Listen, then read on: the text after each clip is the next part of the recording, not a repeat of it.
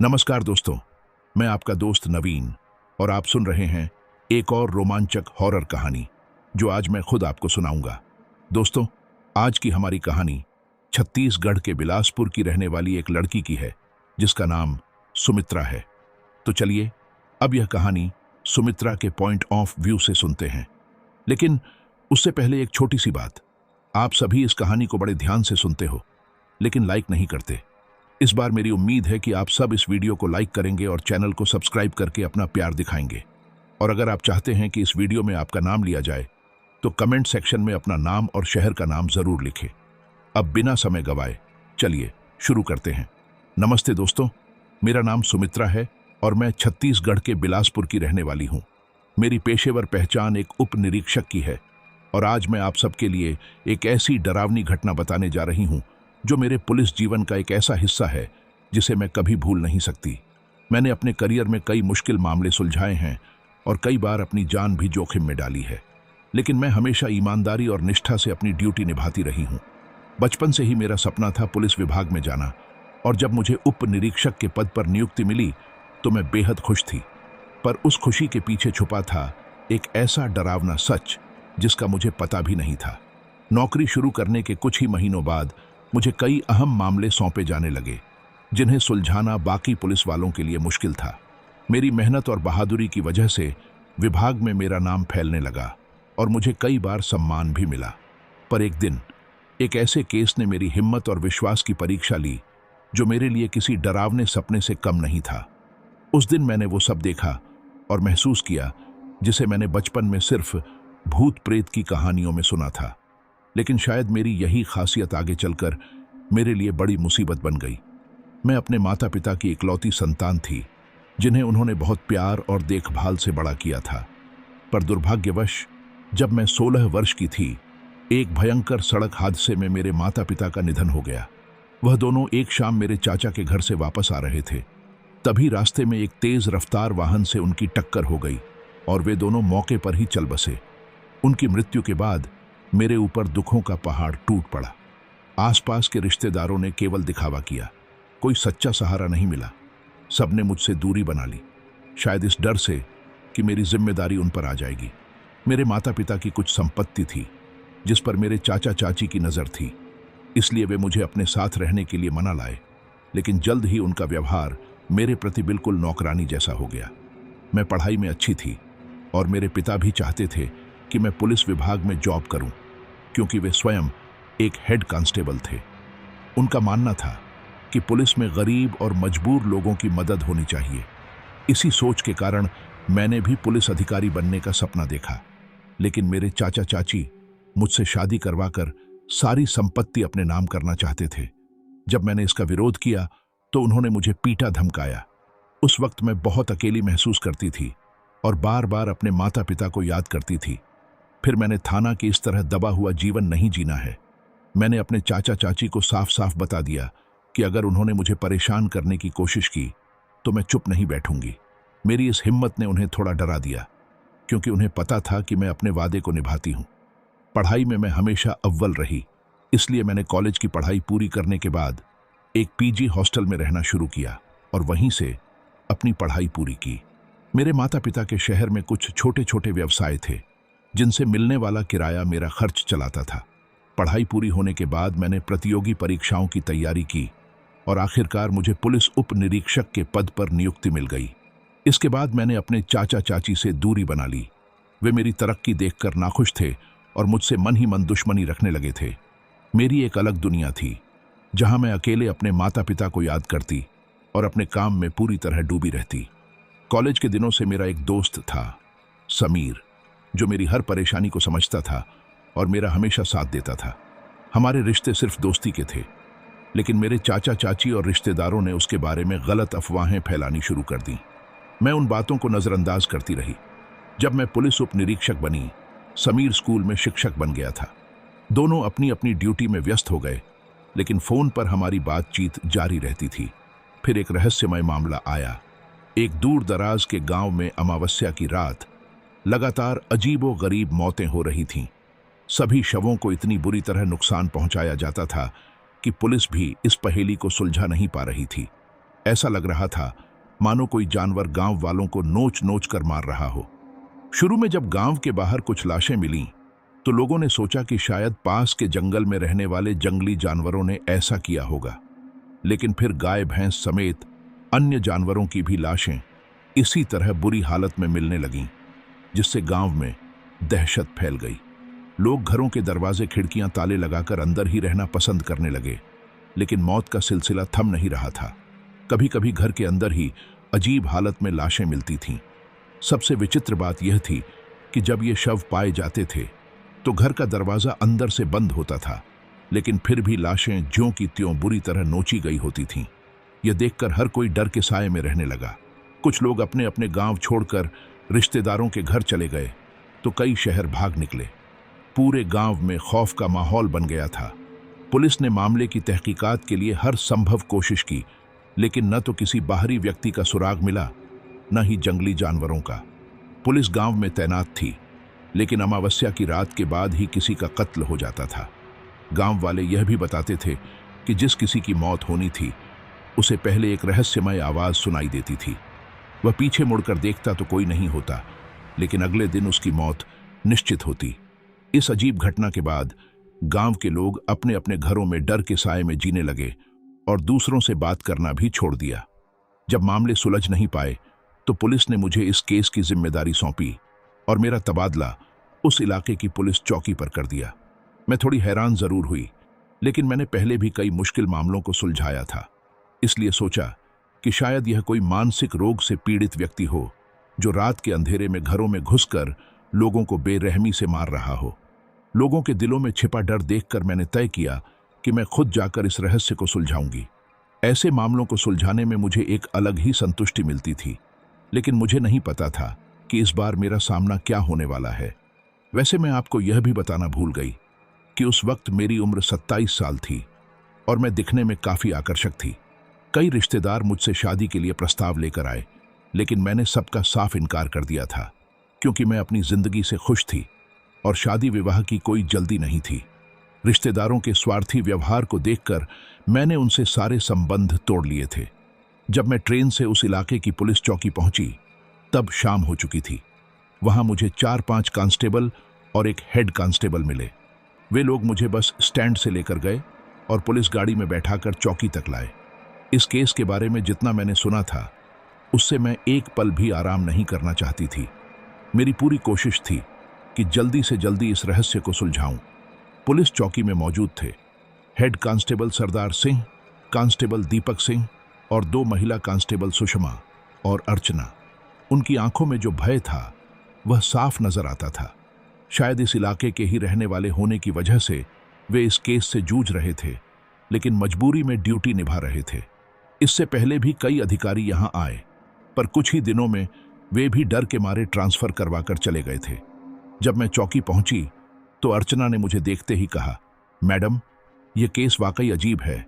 पिछले 1.5 साल से यहां मौतों का खौफ चल रहा है, लेकिन आज तक कोई भी इस रहस्य की गहराई तक नहीं पहुंच पाया था।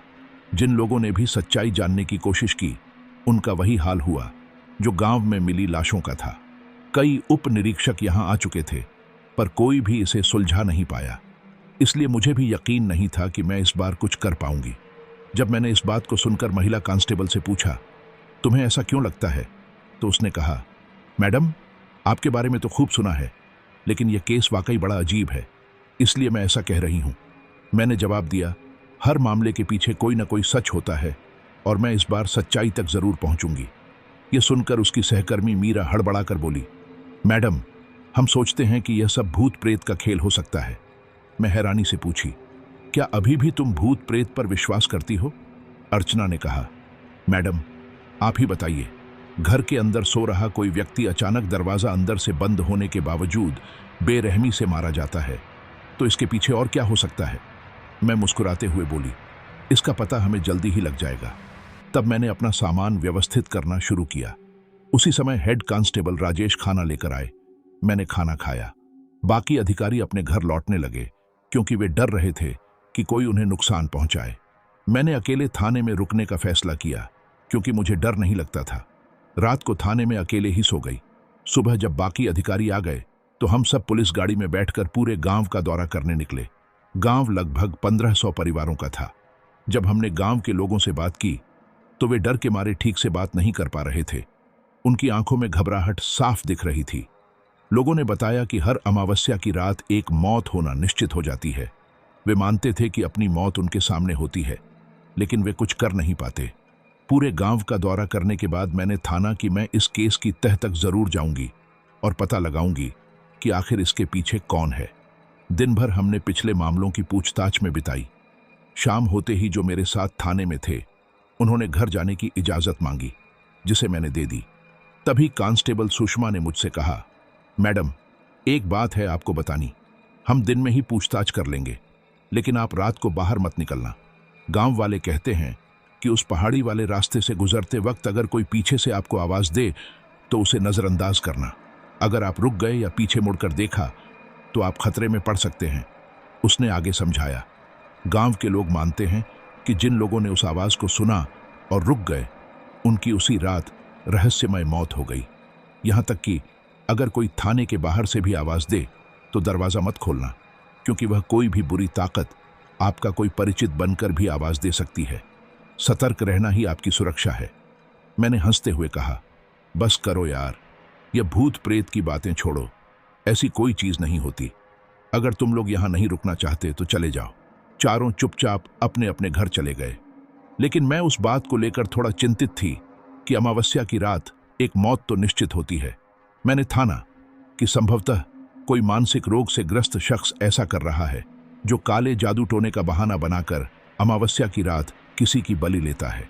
रात करीब 9 बजे मैंने अकेले पुलिस गाड़ी लेकर जांच करने निकली।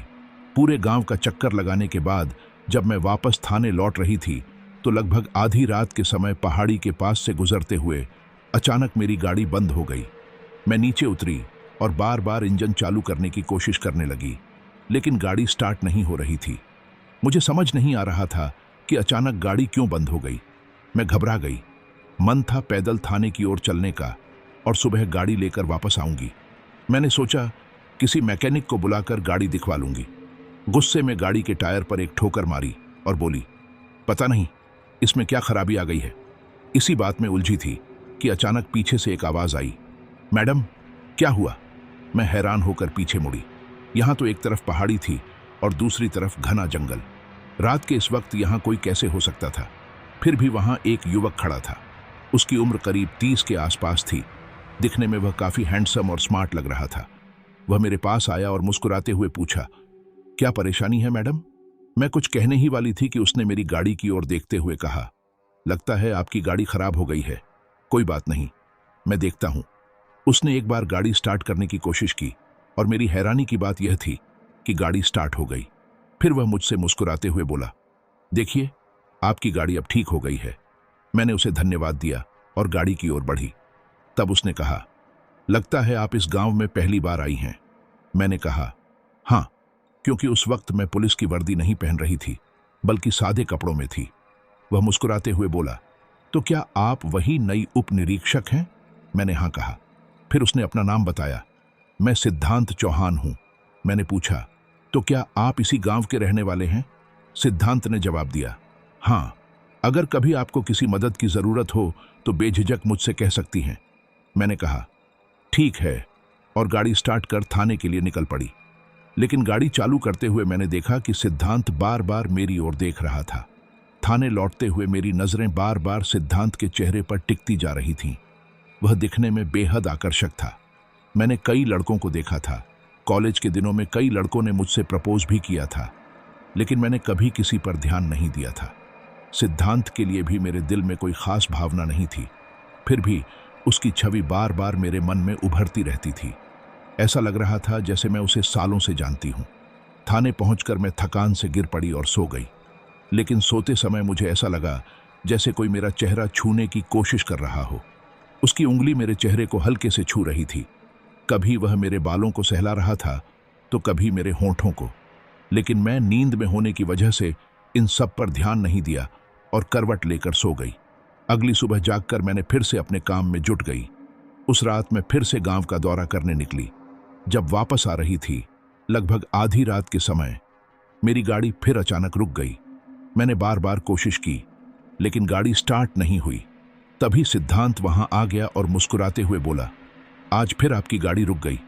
लगता है मैडम, इस गाड़ी को भी यहां आकर रोजाना ड्रामा करना है। मैंने हंसते हुए कहा, पता नहीं इसमें क्या खराबी है। सिद्धांत ने कहा, मैं देखता हूं। और जैसे ही उसने गाड़ी स्टार्ट की, गाड़ी चालू हो गई। फिर उसने मेरी तरफ मुस्कुराते हुए देखा और कहा, लगता है आपकी गाड़ी भी यही चाहती है कि हम दोनों फिर से मिलें। मैं हैरानी से पूछी, क्या मतलब? वह मुस्कुराया, अरे मैडम, बस मजाक कर रहा था। मैं कुछ सोचते हुए बोली, वैसे आप इसी गांव के रहने वाले हो ना? सिद्धांत ने हंसते हुए कहा, हाँ, इसे ही अपना गांव समझ लो। लेकिन मैं असल में शहर का रहने वाला हूं। अपनी मां के साथ थोड़े समय के लिए यहां आया हूं। गांव के लोग मुझे ज्यादा नहीं जानते, और जो हाल की घटनाएं हैं उन्हें देखकर कोई किसी से बात करना भी पसंद नहीं करता। इसलिए मैं अकेला हूं, कोई दोस्त नहीं है। लेकिन आपकी जान पहचान हो गई है तो बातचीत तो होती रहेगी। मैंने थोड़ी देर सोचकर पूछा, लेकिन आप रात को यहां क्या करते हो? कल भी आप मुझे इसी जगह मिले थे, आज भी। सिद्धांत ने मुस्कुराते हुए कहा, कुछ खास नहीं। कभी हमारे पूर्वज इस कस्बे के शासक हुआ करते थे, लेकिन वह दौर अब बीत चुका है और हम भी शहर की ओर चले गए थे। पर जब से यहां अजीब घटनाएं होने लगीं, मैं अपनी मां के साथ वापस आ गया। तभी से मैं हर रात कस्बे की निगरानी करता हूं, ये जानने की कोशिश करता हूं कि आखिर ऐसा क्या हो रहा है। लेकिन अब तक कुछ पता नहीं चल पाया। अमावस की रात किसी इंसान की मौत हो जाती है तो अगले दिन किसी की भैंस या गाय अचानक मर जाती है। बकरियों की भी मौतें हो रही हैं। लोग इस हालात से काफी घबराए हुए हैं, और मुझे सबसे ज्यादा दुख इस बात का होता है कि मैं कुछ करना चाहता हूं, लेकिन कुछ नहीं कर पाता। हमारे पूर्वजों ने इस जगह की खुशहाली के लिए बहुत संघर्ष किया था, और अब मैं उनकी उस विरासत की रक्षा नहीं कर पा रहा। यह बात कहते हुए सिद्धांत के चेहरे पर चिंता साफ झलक रही थी। मैं उनके पास जाकर बोली, आपकी सोच बहुत अच्छी है। आजकल लोग दूसरों के लिए इतना सोचते नहीं हैं। मैं भी चाहता हूं कि जल्द ही इस कस्बे में हो रही घटनाओं की सच्चाई सामने आए। सिद्धांत ने मुस्कुराते हुए जवाब दिया, यह तो बहुत अच्छी बात है। कहते हैं ना, एक और एक मिल जाएं तो 11 हो जाते हैं। हमें मिलकर जल्दी इसका हल निकालना होगा। मैंने कहा, सच में? तभी तो। फिर सिद्धांत ने पूछा, वैसे आप कहां से हैं? हम दोनों ने एक दूसरे से बातचीत शुरू की, और उस रात बात करके मुझे अच्छा लगा। बाद में मैं वापस थाने लौट आई, लेकिन उस घटना के बाद भी मेरा मन बार बार उसी बात पर अटक गया था। जब मैं सोने के लिए लेटी तो मेरे दिमाग में बार बार सिद्धांत का ही ख्याल आ रहा था।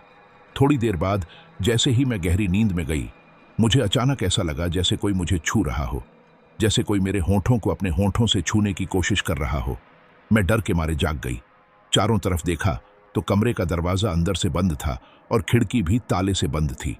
मैंने सोचा शायद कोई बुरा सपना था और फिर से सोने की कोशिश की, लेकिन कुछ ही देर बाद फिर वही एहसास हुआ जैसे कोई मेरे होंठों और गालों पर किस करने की कोशिश कर रहा हो। उसकी सांसें गरम गरम मेरे चेहरे पर महसूस हो रही थीं। वह मेरे साथ कुछ अश्लील हरकतें कर रहा था और मैं सब महसूस कर रही थी, लेकिन अपनी आंखें खोल नहीं पा रही थी। मुझे चीखने का मन कर रहा था, पर मेरी आवाज कहीं दब गई थी। तभी मुझे लगा जैसे कोई मेरी गर्दन के पास आ गया हो। डर के मारे मैंने तेजी से अपनी आंखें खोली और सामने देखा, सिद्धांत था, लेकिन वह बिल्कुल भयानक नजर आ रहा था। उसकी आंखें लाल थीं और दांत बहुत लंबे। मैं कुछ कहने से पहले ही वह मेरे गले में अपने दांत गाड़ चुका था। मैं दर्द से कराह रही थी, पर वह मेरा खून पी रहा था। मैं अपनी पकड़ से छुड़ाने की पूरी कोशिश कर रही थी, लेकिन वह मुझसे मजबूती से चिपका हुआ था। उसकी चेहरे पर एक भयानक मुस्कान थी जिसमें खून जमी हुई थी। वह दृश्य देखकर मेरी आंखें खुद ब खुद बंद हो गईं। अगली सुबह जब मैं उठी तो बहुत घबराई हुई थी। सामने दीवार पर रखे आईने के पास जाकर मैंने अपनी गर्दन देखी, लेकिन मेरी गर्दन पर कोई भी निशान नजर नहीं आ रहा था। रात में जो हुआ था वह मुझे बार बार याद आ रहा था। मैंने खुद से कहा, शायद यह सब कोई डरावना सपना था। यही सोचकर मैंने इसे अनदेखा करने की कोशिश की। पूरा दिन मैंने उस केस की जांच और पढ़ी डीडीएच ताल में बिताया। एक दिन मैंने रीना और अर्चना से सिद्धांत के बारे में पूछा तो वे दोनों हैरानी से मेरी तरफ देखने लगीं और बोलीं, मैडम, यहां ऐसा कोई इंसान नहीं है। यह सुनकर मैं कुछ कह पाती कि तभी आर्यन ने खबर दी कि रात को पास के गांव में एक किसान की बकरियां अचानक मर गई थीं। उन बातों को सोचते हुए मैं उलझन में थी।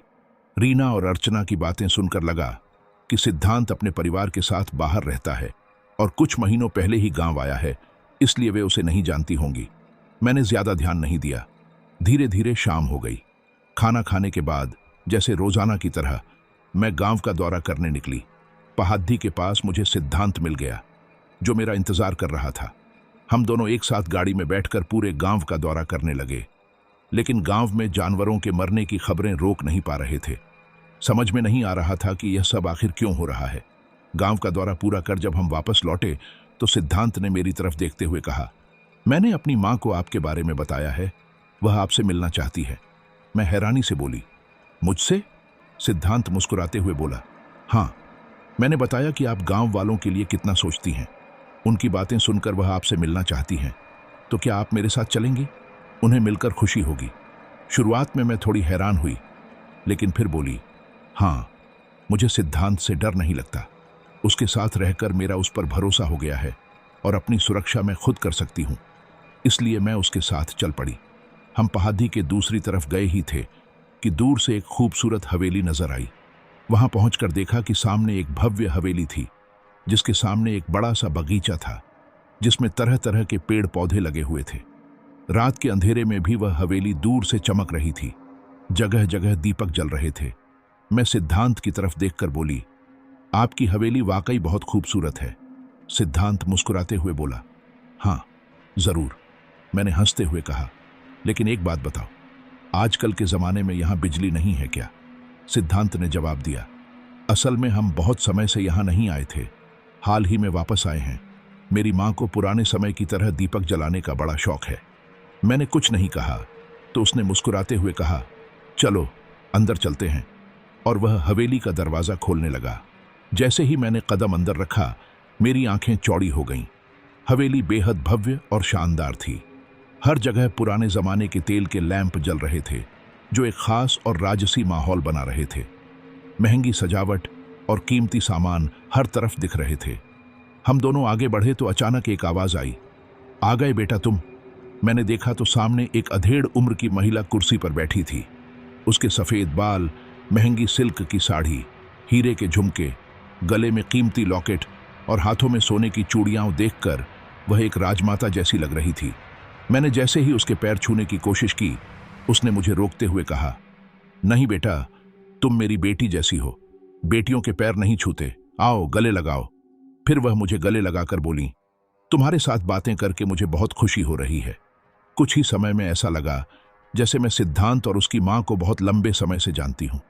अपने माता पिता को खोने के बाद सिद्धांत की मां से बातें करके मुझे यह एहसास हुआ कि मां बाप की जिंदगी कितनी कीमती होती है। सिद्धांत की मां ने बताया, सिद्धांत तुम्हारी बहुत तारीफ करता है, इसलिए मैं तुमसे मिलना चाहती थी। तुम्हारे इंतजार में मैं अब तक सो नहीं पाई।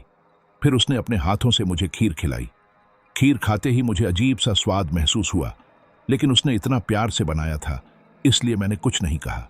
इसके बाद उसने खाने के लिए कई और व्यंजन भी परोसे, पर मैंने कहा, मैंने पहले ही खाना खा लिया है और रात को ज्यादा खाना पसंद नहीं करती।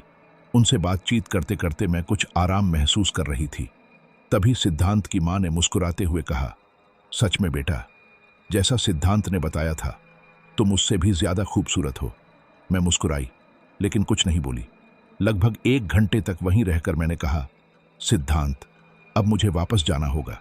वह थोड़ा आश्चर्यचकित हुआ, इतनी जल्दी? मैंने कहा, हाँ।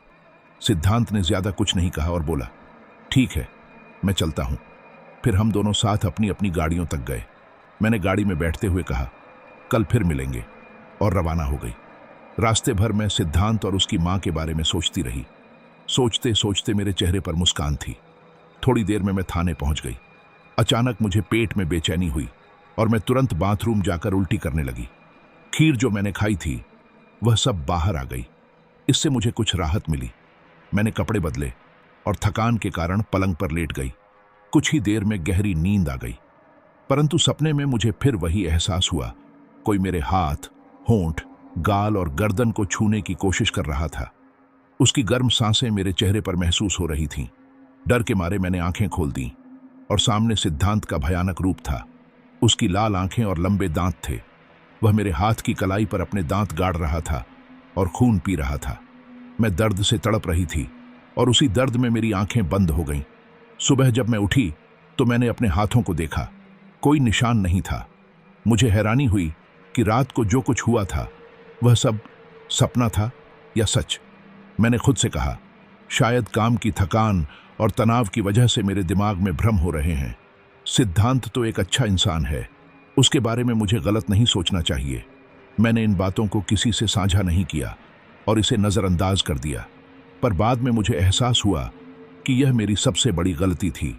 मैंने कभी ध्यान नहीं दिया कि सिद्धांत मुझे केवल रात के समय ही मिलता था। दिन में हम कभी नहीं मिले थे। मामले की जांच में इतना व्यस्त था कि मुझे सिद्धांत से मिलने का मौका ही नहीं मिलता था। उस दिन भी रात के खाने के बाद जब मैं गांव का दौरा करने निकली तो उस वक्त मेरे मन में चिंता बहुत थी। गांव में रोजाना किसी न किसी के घर गाय, भैंस या बकरी की मौत हो रही थी। ज्यादातर परिवार गरीब किसान थे, जिनके लिए यह बहुत बड़ा सदमा था। अमावस्या भी आने वाली थी, इसलिए गांव के लोगों में डर और तनाव बढ़ रहा था। मुझ पर भी दबाव था कि मैं अब तक सच का पता क्यों नहीं लगा पाई, पर मैं पूरी मेहनत कर रही थी। मेरी मदद के लिए बाहर से पुलिस की एक टीम भी आई थी। मैंने सिद्धांत को सारी बातें बताईं। वापस लौटते वक्त पहाड़ी के पास हम दोनों एक बड़े पत्थर पर बैठ गए और इस मामले पर बात करने लगे। जब कभी मैं सिद्धांत की ओर देखती तो मुझे वह रात वाली डरावनी यादें याद आने लगतीं, लेकिन मैं उन्हें अपनी सोच से बाहर कर देती। थोड़ी देर बातचीत के बाद मैं अपनी गाड़ी में बैठकर थाने लौटने लगी। रास्ते में अचानक मुझे दूर एक औरत दिखाई दी जो सड़क के बीचों बीच खड़ी थी। उसके बाल बिखरे हुए थे और वह काली साड़ी पहने हुए थी। उस वक्त रात का अंधेरा और वह अकेली महिला देखकर मैं हैरान रह गई। गाड़ी रोककर मैं उसके पास गई, पर वह पलक झपकते ही जंगल की तरफ भाग गई। मैंने धीरे चलाते हुए उसे आवाज दी, लेकिन उसने मुड़कर भी नहीं देखा और जंगल में चली गई। मैं सोचने लगी, आखिर वह महिला कौन थी? रात के समय यहां क्या कर रही थी? फिर मैंने खुद से कहा, शायद कोई पागल होगी, पर बाद में मुझे शक हुआ कि कहीं इसी महिला का इस सब से कोई नाता तो नहीं। मैंने गाड़ी किनारे लगाई और टॉर्च लेकर जंगल में उस महिला को खोजने निकल गई, लेकिन काफी खोजबीन के बाद भी उसका कोई पता नहीं चला। वापस थाने लौटते हुए मैं बहुत परेशान थी। उस महिला के बारे में सोचते सोचते मेरी नींद भी उड़ गई थी। अंततः जब मैंने आंखें बंद की तो बहुत देर तक इन्हीं बातों में उलझी रही और फिर धीरे धीरे नींद आ गई। अभी मुझे सोते हुए कुछ ही देर हुई थी कि फिर से वही सब कुछ शुरू हो गया जो हर रोज होता था। जब मैंने आंखें खोलीं तो सामने सिद्धांत का भयानक रूप था। उसकी लाल आंखें और लंबे दांत जो मुझे हर बार डराते थे। फिर मेरी आंखें अपने आप बंद हो गईं। सुबह जब मैं जागी तो इन सब घटनाओं से मैं बेहद हैरान थी। एक तरफ यह समझ नहीं आ रहा था कि यह डरावना सपना मुझे बार बार क्यों सताता है, तो दूसरी तरफ वह रहस्यमयी औरत कौन थी। मैंने उसे ढूंढने की पूरी कोशिश की, लेकिन कहीं उसका पता नहीं चला। मैंने थाने में अर्चना, रीना और बाकी सबसे पूछताछ की, लेकिन कोई भी उस औरत को जानता नहीं था। उनकी बातें सुनकर वे भी डरे हुए लग रहे थे। कुछ लोग कहने लगे, शायद इन सब घटनाओं के पीछे कोई साधु औरत हो सकती है जो डायन या चुड़ैल हो। मैंने गुस्से में कहा, बंद करो ऐसी बेकार की बातें, सीधे सीधे जवाब दो। लेकिन उनके डर के कारण वे कुछ जवाब नहीं दे पाए। फिर मैं उनके साथ गांव की ओर चली गई। वहां भी मैंने लोगों से पूछा, पर किसी को कुछ पता नहीं था। यह बात मुझे और परेशान कर रही थी। दिन में भी मैं जंगल में उस औरत को खोजती रही, लेकिन वह कहीं नजर नहीं आई। धीरे धीरे गांव में भी यह बात फैल गई कि इन सब परेशानियों के पीछे वह रहस्यमयी औरत हो सकती है। शाम तक मैं पूरी तरह थक चुकी थी, लेकिन इस केस की जड़ तक पहुंचना मेरी प्राथमिकता थी। खाना खाने के बाद मैं रोज की तरह गांव के दौरे पर निकली। वहीं मुझे सिद्धांत मिल गया। जब मैंने उसे उस औरत के बारे में बताया तो वह कुछ देर सोच में डूब गया। फिर मेरी तरफ देखते हुए बोला, वह औरत कोई भी हो, ज्यादा देर तक नहीं बच पाएगी। उसकी आंखों में खून उबल रहा था। हम दोनों फिर से जंगल में उस औरत की तलाश में निकले, लेकिन वह हमें नहीं मिली। मैंने देखा कि जंगल के छोटे छोटे जानवर भी सिद्धांत को देखकर घबराकर आवाजें करने लगे और झाड़ियों के पीछे छुप गए। मैंने सोचा शायद इंसानों से डर रहे होंगे, तो ज्यादा ध्यान नहीं दिया। पूरे जंगल को खोजने के बाद भी उस औरत का कोई सुराग नहीं मिला। रात के 3 बज गए थे। सिद्धांत ने मेरी तरफ देखते हुए कहा, रात हो गई है, तुम वापस थाने चली जाओ, मैं यहां रुककर उस औरत को ढूंढता हूं। मैंने कहा, ठीक है, और थाने के लिए रवाना हो गई। रास्ते में मैं उस औरत के बारे में सोच रही थी कि अचानक हेडलाइट में मुझे वही औरत सड़क पर खड़ी मिली। मैं हैरान रह गई और गाड़ी की रफ्तार बढ़ा दी। औरत ने मेरी तरफ देखा और फिर से जंगल की ओर चलने लगी। मैंने गाड़ी रोककर उसे आवाज लगाई और तुरंत उसके पीछे दौड़ पड़ी। औरत तेज कदमों से आगे बढ़ती जा रही थी और मैं भी उसके पीछे पीछे दौड़ती जा रही थी। उसने कभी पीछे मुड़कर नहीं देखा। वह जंगल के घने पेड़ों के बीच तेजी से बढ़ रही थी, जबकि शाखाएं मेरे चेहरे से टकरा रही थीं, पर मैंने उनका कोई ख्याल नहीं किया। मेरी नजरें केवल उस रहस्यमयी महिला पर टिकी थीं। अचानक वह महिला एक बड़े पेड़ के पीछे अचानक गायब हो गई। मैं दौड़ती हुई उसके पास पहुंची, लेकिन वहां कोई नहीं था। चारों ओर देखती रही, पर वह कहीं नजर नहीं आई। मैंने सोचा कि वह शायद किसी और रास्ते से निकल गई होगी, इसलिए मैंने आसपास तलाशना शुरू किया। तभी मुझे एक आवाज सुनाई दी, मुझे ढूंढ रही हो, है ना? मैंने पीछे मुड़कर देखा तो वही महिला खड़ी थी, लेकिन उसका चेहरा दूसरी तरफ था। मैं ताबड़तोड़ अपनी पिस्तौल निकालकर उससे चिल्लाई, रुक जाओ, नहीं तो गोली चला दूंगी। यह सुनकर वह रुक गई। जब मैं उसके करीब पहुंची तो उसने मेरी तरफ देखा। उसके चेहरे पर एक अलग ही चमक थी। वह एक बुजुर्ग महिला थी, काली साड़ी में लिपटी हुई। उसके बाल खुले थे और माथे पर बड़ा लाल टीका था। मैं उसे घूरती हुई बोली, तुम कौन हो और इतनी रात को यहां क्या कर रही हो? वह मुस्कुराई तो मैं गुस्से में बोली, सुनाई नहीं दिया? जवाब दो, नहीं तो जान से मार दूंगी। उसने ठिठकते हुए कहा, किससे डरना है बेटी? गांव में मौत का खेल चल रहा है। मैं मर जाऊं तो क्या बड़ी बात है? मैं सख्ती से बोली, इन सब के पीछे तुम ही हो, है ना? उसने शांति से जवाब दिया, बिना सबूत के तुम मुझ पर इल्जाम नहीं लगा सकती। मैं गुस्से में चिल्लाई, तुम्हें देखकर ही सबूत मिल गया। आधी रात को कोई औरत सड़क पर अकेली क्यों घूमेगी? वह हंसते हुए बोली, ठीक है, अगर तुम मुझे दोषी समझती हो तो ले चलो अपने साथ, लेकिन जान लो, यह मौत का तांडव रुकेगा नहीं। पूरे गांव का नामो निशान मिट जाएगा। मैंने गुस्से से कहा, बंद करो अपनी बकवास, मुझे पता है कि तुम ही इसके पीछे हो। वह मुझे देख मुस्कुराई और बोली, सोचो जो तुम चाहो, पर सच्चाई तुमसे छुपी हुई है। यह सुनकर मैं गुस्से में बोली, अब मुझे सब कुछ पता है, अपनी बातों में उलझाने की कोशिश मत करो। उसने मेरी तरफ देखते हुए कहा, चोर तिजोरी का राज खोल रहा है और तुम शरीफों पर शक कर रही हो। मैं हैरानी और गुस्से से उसकी तरफ देख रही थी तो उसने गंभीर स्वर में कहा, यही तुम्हारी असली सच्चाई है।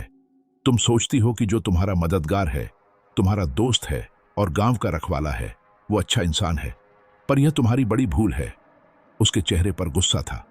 वह बोली, हां, मैं सिद्धांत चौहान की बात कर रही हूं, जिसे तुम अपना सच्चा दोस्त समझती हो, जिसे अपनी हर बात बताती हो, जिसके साथ तुम रात को गांव की रखवाली करती हो। लेकिन जान लो, जो कुछ भी गांव में हो रहा है उसके पीछे वही है। सुना तुमने? वह इंसान नहीं, एक पिशाच है। जैसे ही उसने पिशाच शब्द कहा, उसकी आवाज जंगल में गूंज उठी। मैं चौंक कर उसकी ओर घूरने लगी और फिर कड़क आवाज में बोली, अपनी ये फालतू बातें किसी और के सामने मत दोहराना। सुना तुमने? वह मेरी ओर देख मुस्कुराई और बोली, मुझे पता था तुम मेरी बातों पर यकीन नहीं करोगी, पर यही सच है। यकीन करो या ना करो, तुम्हारी मर्जी, पर ध्यान रखो, अमावस्या जल्द आएगी और फिर न तुम खुद को बचा पाओगी, न इस गांव को। मैं कुछ कहने ही वाली थी कि उसने फिर कहा, हर रात वह पिशाच तुम्हारा खून पीता है और सुबह तुम्हें लगता है जैसे कोई डरावना सपना देखा हो, क्योंकि तुम्हें अपने शरीर पर कोई निशान नहीं दिखता। तुम्हारा कमरा अंदर से बंद होता है और तुम इसे सिर्फ बुरी आत्मा समझकर नजरअंदाज करती हो। यह सुनकर मैं हैरान रह गई। मैंने तो कभी किसी को यह बात बताई भी नहीं थी। उसने कहा, हाँ, यही सच है, और जब से वह पिशाच तुम्हारे पास आया है, तुम्हारी हालत बदलने लगी है। तुम अंदर से कमजोर महसूस करती हो, तुम्हारा रंग फीका पड़ गया है। यह सब इसलिए क्योंकि वह तुम्हारा खून चूस रहा है। उस औरत की बातें सुनकर मैं उसकी ओर देखने लगी। उसके शब्दों में कुछ सच्चाई जरूर थी, क्योंकि पिछले कुछ दिनों से मुझे असामान्य थकान महसूस हो रही थी। साथ ही मेरे चेहरे का रंग भी फीका पड़ता जा रहा था। फिर वह औरत फिर बोली, बस कुछ ही दिन बाकी हैं। अमावस्या की रात वो आखिरी बार तुम्हारा खून पिएगा और तब तुम इंसान नहीं रह पाओगी। वो तुम्हारी जान लेगा, लेकिन अपनी ताकत बढ़ाने के लिए नहीं, बल्कि तुम्हें एक पिशाचिनी बनाने के लिए। फिर तुम हमेशा उसके साथ रहोगी और वही करोगी जो वो पिशाच करता आया है, लोगों की जान लेना और उनका खून पीना। मैं उसकी बातें सुनकर खुद भी हैरान थी, लेकिन ऐसी चीजों पर यकीन करना मेरे लिए मुश्किल था। मैं कुछ कहने लगी कि उसने बीच में ही रोकते हुए कहा, मुझे पता है कि तुम मॉडर्न जमाने की पढ़ी लिखी लड़की हो, इसलिए इन बातों पर यकीन नहीं करोगी, लेकिन भूल रही हो कि जिस दुनिया में तुम रहती हो उसके ठीक बाहर एक और दुनिया है जिसके बारे में बहुत कम लोग जानते हैं। उस दुनिया में काली शक्तियां होती हैं जिन्हें लोग काली शक्ति कहते हैं, और ये पिशाच और काली शक्तियां हमारे बीच छुपी रहती हैं जिन्हें हम पहचान नहीं पाते। ये लोग किसी भी वक्त इंसानों को अपना शिकार बना सकते हैं और कोई कुछ कह नहीं पाता। अगर तुम मेरी बातों पर यकीन नहीं करती हो तो चलो मेरे साथ। जो मैं तुम्हें दिखाने वाली हूं उसे देखकर तुम्हें मेरी बातों पर भरोसा हो जाएगा, और अगर फिर भी नहीं मानी तो तुम मुझे अपनी मर्जी से सजा दे सकती हो। यह सुनकर मैं चौंक गई। मैं बोली, अब कोई बहाना ढूंढ रही हो ना भागने का?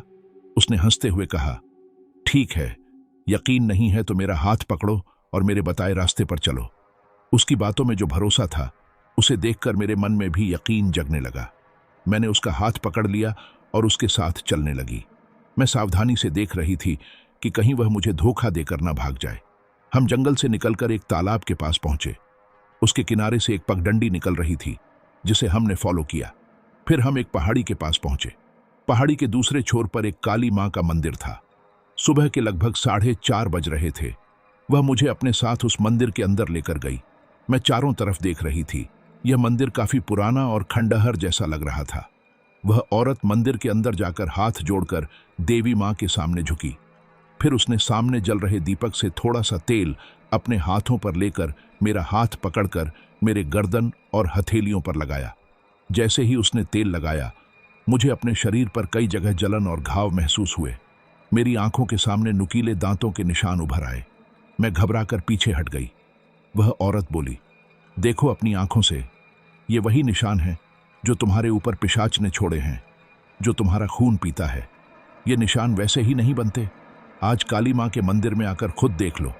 उसकी बातें सुनकर मेरी यादों में वह हर रात की वो घटनाएं ताज़ा होने लगीं जब सिद्धांत मेरा खून पीता था। अब मुझे समझ आ गया कि ये सपने नहीं, हकीकत है। वह सच में पिशाच था। वह औरत बोली, हाँ, वह पिशाच है, और जो कुछ भी इस गांव में हो रहा है उसके पीछे वही है।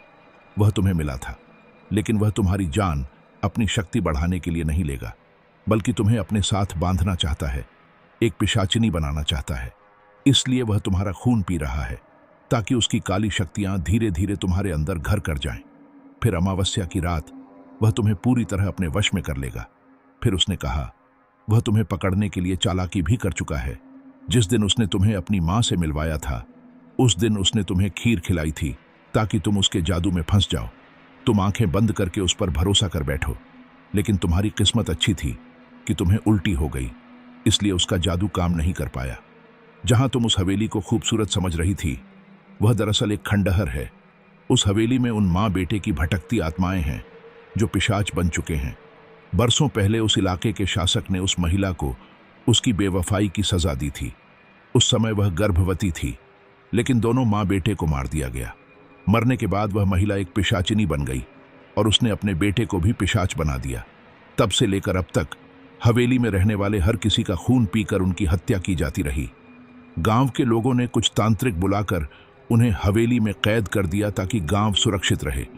लेकिन कुछ वक्त पहले गांव के कुछ लड़कों ने शराब पीने के लिए हवेली के दरवाजे खोल दिए।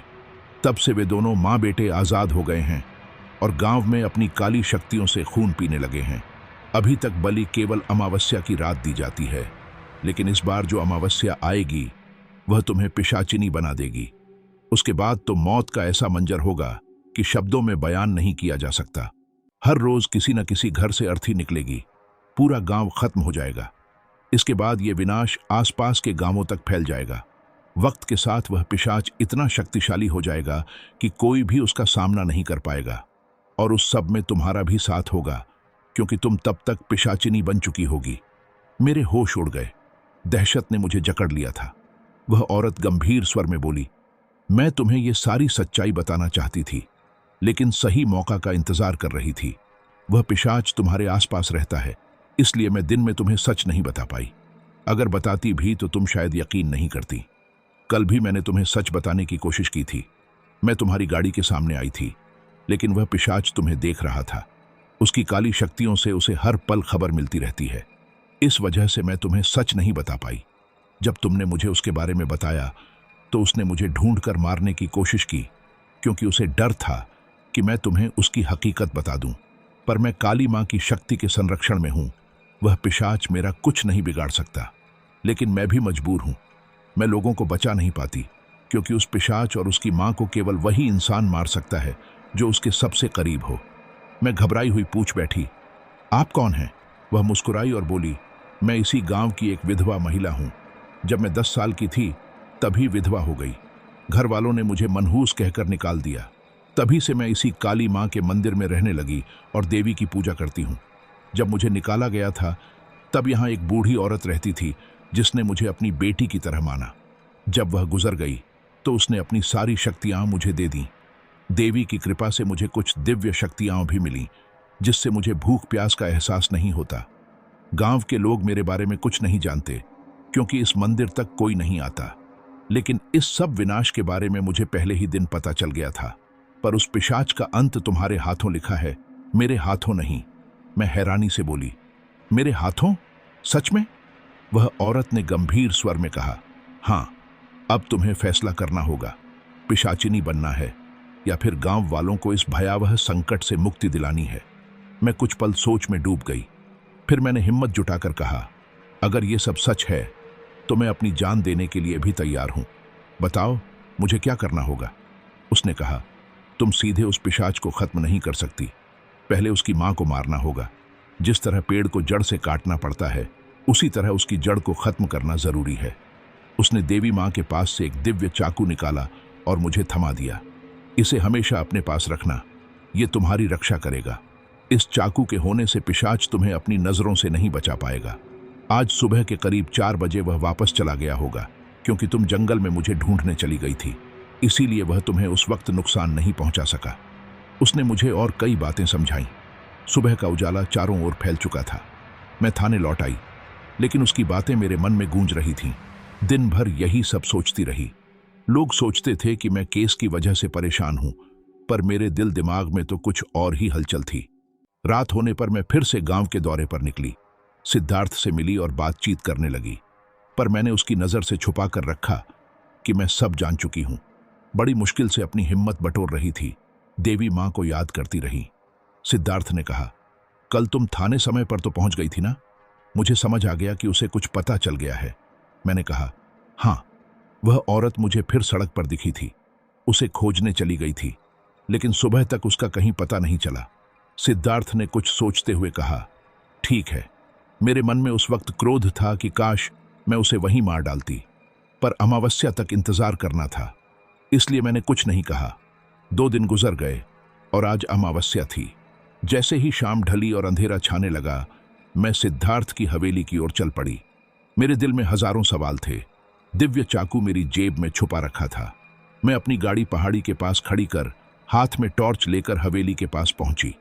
टॉर्च की रोशनी में वह हवेली दिखी, लेकिन बाहर से वह पूरी तरह खंडहर लग रही थी। हवेली को देखकर मैं पूरी तरह स्तब्ध रह गई। पिछली बार जब मैंने इसे देखा था तो बाहर से वह काफी भव्य और सुंदर लग रही थी, लेकिन आज वह पूरी तरह खंडहर और डरावनी नजर आ रही थी।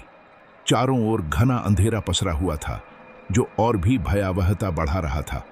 उस वक्त मेरे मन में तरह तरह के ख्याल दौड़ने लगे। भूत, पिशाच, रहस्य और खौफ। थोड़ी घबराहट हुई, लेकिन फिर मैंने खुद को संभाला। मैंने खुद से कहा, अगर गांव के लोगों को बचाने के लिए मेरी जान भी जानी पड़े तो मैं पीछे नहीं हटूंगी। यह सोचकर मैंने कदम बढ़ाए। जैसे ही मैं हवेली के पास पहुंची, अचानक कई चमगादड़ उड़ते हुए मेरे चारों ओर आ गए, मानो वे मुझे अंदर जाने से रोकना चाहते थे। पर मैं रुकी नहीं। थोड़ी आगे बढ़ी तो कुछ काली बिल्लियां भी मेरे सामने आ गईं, जैसे मेरा रास्ता रोक रही हों। यह सब देखकर मुझे और भी अजीब लग रहा था। मैंने हवेली का दरवाजा खोलने की कोशिश की, लेकिन वह जाम हो चुका था। फिर भी मैंने जोर लगाया और दरवाजा धीरे धीरे खुल गया। टॉर्च की रोशनी में अंदर झांकते ही धूल, मिट्टी और बदबू ने मेरा स्वागत किया। ऐसा लग रहा था जैसे कोई सड़ा हुआ जानवर वहीं पड़ा हो। मैंने अंदर कदम रखा और बदबू से सांस लेना भी मुश्किल हो गया। पूरी हवेली में जगह जगह मकड़ी के जाले लगे थे और कूड़ा करकट फैला हुआ था। ऐसा महसूस हुआ कि वर्षों से यहां कोई नहीं आया। अचानक मैं किसी चीज से ठोकर खाकर गिरने ही वाली थी। टॉर्च की रोशनी उस तरफ गई तो मेरी चीख निकलने लगी, पर मैं जल्दी से अपने हाथ मुंह पर रख गई। नीचे एक आदमी का सूखा हुआ कंकाल पड़ा था। आगे बढ़ते हुए मैंने कई जानवरों के कंकाल भी देखे। बदबू इतनी तेज थी कि सांस लेना मुश्किल हो रहा था। एक पल मन हुआ कि मैं वापस लौट जाऊं, लेकिन दूसरे ही पल मैंने ठाना कि अब मैं रुकने वाली नहीं हूं। थोड़ी दूर जाकर मुझे किसी कमरे से आवाजें सुनाई दी। मैंने धीरे धीरे उस कमरे के पास जाकर खिड़की से झांका। जो दृश्य मैंने देखा उससे मेरा होश उड़ गया। एक बूढ़ी औरत कुर्सी पर बैठी थी, जिसके सफेद बाल हवा में झूल रहे थे। उसकी आंखों की पुतलियां पूरी तरह सफेद थीं और वह बेहद डरावनी लग रही थी। उसके मुंह पर खून सना हुआ था और वह अपने हाथ में पकड़े किसी जानवर का मांस खा रही थी। मैंने तुरंत समझ लिया, यह वही है, सिद्धार्थ की मां। उस दिन जब हवेली मुझे आलीशान लगी थी, आज वह पूरी तरह डरावनी और भयानक प्रतीत हो रही थी। जो लोग मुझे पहले अच्छे और प्यारे लगते थे, सिद्धार्थ और उसकी मां, आज वे मेरे लिए सबसे खौफनाक और भयानक बन चुके थे। लेकिन तभी मेरी आंखों के सामने सिद्धार्थ प्रकट हो गया। पर वह वही प्यारा, हैंडसम इंसान नहीं था जिसे मैं जानती थी। आज वह कुछ ऐसा बन चुका था जिससे मैं डर के मारे थर थर आने लगी। उसके सिर पर 2 सड़े हुए सींग उगे हुए थे। भयानक साए ने उसे घेर रखा हो। उसके बाल भी सफेद थे और उसके मुंह से खून टपक रहा था। वह सामने रखे एक जानवर के शव को अपने लंबे लंबे नाखूनों से नोच कर खा रहा था। पास ही एक औरत का खून से लथपथ मरा हुआ शरीर पड़ा था। मेरी सांस अटक गई। उस पल मैं समझ गई कि वह औरत जो मुझे सच बता रही थी वह गलत नहीं थी। सिद्धार्थ एक पिशाच था। घबराहट से मैं लड़खड़ाई और नीचे गिर पड़ी। मेरे हाथ से टॉर्च छूटकर दूर जा गिरी। अंधेरे में मैं और भी डर गई। उठने की कोशिश की ही थी कि अचानक सामने सिद्धार्थ खड़ा था। उसका भयानक चेहरा मेरे सामने था। मैं कुछ कहने लगी, पर वह अजीब मुस्कान के साथ मेरी तरफ बढ़ने लगा। सुमित्रा, तुम। उसकी आवाज में कुछ अजीबपन था, लेकिन मैं उस वक्त उसकी बात सुनने के लिए तैयार नहीं थी। तभी उसकी मां भी लड़खड़ाती हुई वहां आ पहुंची। सुमित्रा, आई है क्या? आओ बेटी। उसकी आवाज में भी कोई मानवीय कोमलता नहीं थी, बल्कि एक डरावनी ठंडक थी। उन दोनों के भयानक रूप को देख मैं पूरी तरह सहम गई। मेरा दिमाग जैसे काम करना बंद कर चुका था। मैं कुछ समझ ही नहीं पा रही थी। सिद्धार्थ ने मेरी तरफ देखते हुए कहा, आखिर तुम्हें हमारी सच्चाई पता चल ही गई। सुमित्रा, यही हमारी असली दुनिया है। लेकिन मैं तुमसे बहुत प्यार करता हूं। मैं हमेशा तुम्हें अपने साथ रखना चाहता हूं। उसने मेरा हाथ पकड़ने की कोशिश की और मैं घबराकर इधर उधर भागने लगी। तभी हवेली के अंदर से अजीबोगरीब आवाजें गूंजने लगीं। लाखों चमगादड़ एक साथ उड़ने लगे। मेरा दिल तेजी से धड़कने लगा। अब मैं बिल्कुल डर के मारे पागल हो रही थी। तभी एक खिड़की दिखी। मैं उसकी तरफ भागी और उसमें झांका तो नीचे एक तहखाना जैसा दिखा। पूरा तहखाना खून से सना हुआ था। ऐसा लग रहा था जैसे वहां मौत का साम्राज्य हो। पीछे मुड़कर भागने लगी तो सामने सिद्धार्थ की मां आ गई। उसकी आंखें भयानक और ठंडी थीं। सिद्धार्थ ने कहा, घबराओ मत सुमित्रा, आओ ना मेरे पास। वह मेरा हाथ पकड़ने लगा और मैं फ्रीज सी हो गई। उसके दुष्ट नजरें मेरी हर एक हरकत पर जमी हुई थीं। लेकिन मुझे काली मां के मंदिर में उस औरत ने साफ कह दिया था, चाहे कुछ भी हो जाए, अमावस्या की रात उस पिशाच की आंखों में कभी नजर मत डालना। और मैंने भी वैसा ही किया। मेरी नजरें उसकी आंखों से टकराने से बचती रहीं। साथ ही मुझे याद आया कि मेरे पास वह दिव्य चाकू है और मैं आखिर यहां उसी के लिए आई थी। जैसे ही मैं कुछ कदम आगे बढ़ी, सिद्धार्थ ने अचानक मेरी तरफ देखा। उसकी आंखें गहरी, काली, भयानक और तड़पती हुई लग रही थीं। देखते ही देखते उसके दांत लंबे और नुकीले हो गए, जैसे कोई जानवर। वह तेजी से मेरी गर्दन की ओर बढ़ा, मेरे खून को चूसने के लिए। पर मैंने अपनी पूरी ताकत से उसे जोर से धक्का दे दिया। सुमित्रा, भागो मत। उसकी आवाज में अब किसी इंसान की मृदुता नहीं रही। आज तुम हमेशा के लिए मेरी हो जाओगी, सिर्फ मेरी। वह एक भयानक हंसी के साथ मेरी ओर बढ़ने लगा, जो हवेली की हर दीवार पर गूंज रही थी। मैं घबराई, डर के मारे इधर उधर भागने लगी। लेकिन मेरा एक लक्ष्य था, पहले सिद्धार्थ की मां को हराना था। तभी अचानक उसकी मां सामने आ गई और मेरे हाथ पकड़ लिया। उसकी आंखों में क्रोध की आग थी। गुस्से में उसने कहा, समझ में नहीं आता तुझे कि क्या कह रहे हैं। मैंने उसकी आंखों में नहीं देखा, बल्कि धीरे से अपनी कमर के नीचे छुपाए हुए दिव्य चाकू को निकाला। देवी मां का नाम जोर से लेकर मैंने चाकू को उसकी सीने में गड़ा दिया। सिद्धार्थ की मां दर्द से कराहते हुए नीचे गिर पड़ी। उसकी चीख हवेली में गूंजने लगी। सिद्धार्थ भी चीखता हुआ नीचे गिर पड़ा और दर्द से तड़पने लगा। उन दोनों के चेहरे क्रोध और पीड़ा से विकृत हो गए। उनकी आवाजें भयानक बनी, मानो आग में जल रहे हों। वे भागना चाहते थे, लेकिन कहीं फंसे हुए थे। मैं कांप रही थी, लेकिन डर के आगे नहीं झुकी। धीरे धीरे वे दोनों काले धुएं में बदल गए। चमगादड़ भी उनकी आह से चिल्लाते हुए काले धुएं में परिवर्तित हो गए। कुछ ही देर में वह काला धुआं हवेली से बाहर उड़ गया, जैसे कोई शाप खत्म हो गया हो। मैं घबराकर टॉर्च उठाकर वहां से भागी।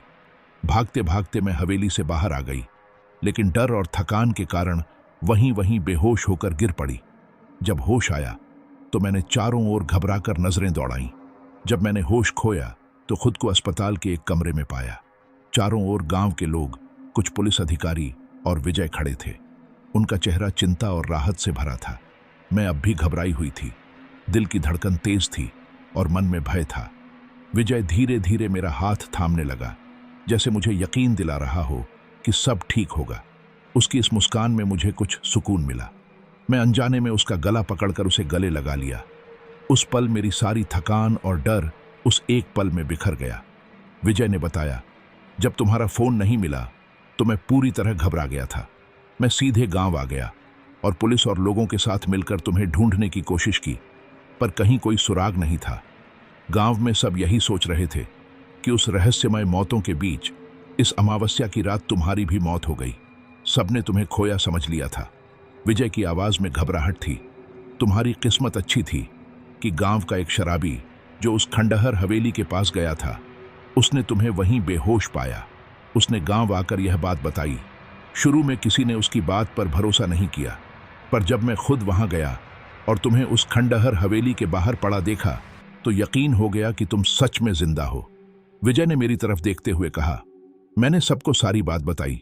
कुछ लोगों को शायद यकीन नहीं हुआ, लेकिन गांव के ज्यादातर लोग, अस्पताल के कर्मचारी और पुलिस अधिकारी भी अब तुम्हारी हिम्मत और सच्चाई पर भरोसा कर रहे हैं। उस दिन से मेरा ट्रांसफर शहर में कर दिया गया और मैं वापस अपनी जिंदगी में लौट आई। अब विजय हर वक्त मेरा ख्याल रखता है। उसकी मौजूदगी से मुझे ताकत मिलती है, क्योंकि उसके सिवा इस दुनिया में मेरा कोई नहीं था। धीरे धीरे मैं उस डर और सदमे से उभरने लगी और वापस अपनी ड्यूटी ज्वाइन कर ली। अब मुझे तसल्ली थी कि उस पिशाच के अंत के बाद उस गांव में फिर कभी ऐसी कोई भयावह घटना नहीं हुई। वहां के लोग फिर से शांति से अपना जीवन बिताने लगे थे। धीरे धीरे 1 साल गुजर गया। मैं उस काले साए से मुक्त हो चुकी थी। अपनी जिंदगी को एक नए नजरिए से जीने लगी थी। एक दिन विजय ने मुझसे हिम्मत जुटाकर शादी का प्रस्ताव रखा। मैं अचानक से घबरा गई, कुछ कह नहीं पाई। उसने मुस्कुराते हुए कहा, मैं तुमसे हमेशा प्यार करता रहा हूं, लेकिन तुम्हें बुरा ना लगे इसलिए मैंने कभी अपनी बात कही नहीं। मैं चाहता था कि तुम उस डर से पूरी तरह मुक्त हो जाओ, फिर मैं तुम्हें प्रपोज करूंगा। उसकी आंखों में जो प्यार और विश्वास था, उसे देखकर मेरे आंसू निकल आए। मेरे दिल में भी धीरे धीरे उसके लिए प्यार पनपने लगा था। अगले दिन ही उसने मुझे अपनी फैमिली से मिलवाया। उसके परिवार ने मुझे दिल से अपनाया और प्यार दिया। फिर हमारी शादी धूमधाम से हुई और हमारी जिंदगी खुशी खुशी गुजरने लगी। मैंने अपनी मम्मी पापा की जो संपत्ति थी उसे अपने नाम रखा और अपने चाचा चाची को नहीं दिया, क्योंकि अब मेरे साथ विजय था। रिश्तेदारों की नाक कट गई, लेकिन इससे मुझे कोई फर्क नहीं पड़ा। विजय मुझसे बेहद प्यार करता है और समय के साथ मैं एक प्यारी बेटी की मां भी बन गई।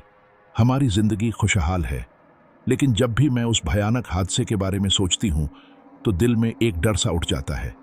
मैं सोचती हूं, अगर वह औरत मेरी मदद नहीं करती तो क्या मैं सच में एक पिशाचिनी बन जाती? यह सोचकर मैं कांप उठती हूं। शायद आप सबको यह सब यकीन करना मुश्किल लगे, और शायद मेरे लिए भी यह सब विश्वास करना आसान नहीं था अगर यह किसी और के साथ होता। लेकिन यह मेरी जिंदगी की सच्चाई है जिसे मैं कभी नहीं भूल सकती। मैं बस भगवान का धन्यवाद करती हूं कि उसने मेरी मदद की और मुझे उस पिशाच के छलावे से बचाया। तो दोस्तों, आपको हमारी यह कहानी कैसी लगी? अगर आप ऐसी और दिलचस्प कहानियां सुनना चाहते हैं तो हमारे चैनल को सब्सक्राइब करना बिल्कुल न भूलें।